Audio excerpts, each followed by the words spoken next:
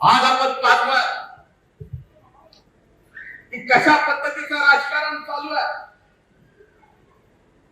अशा राजकारणामध्ये माझ्यासारख्या व्यक्तीलाही वाटतंय की खरंच आज ज्या पद्धतीचं राजकारण चाललंय जाती पाती धर्माचं,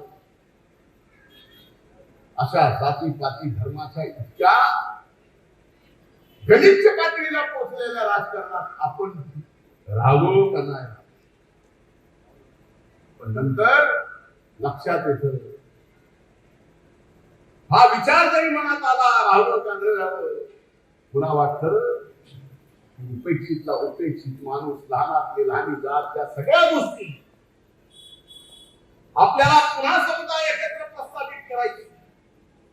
आज जरी जातीपातीमध्ये वाद निर्माण होत असले तरी आपल्याकडं या महापुरुषांचे विचार आहे.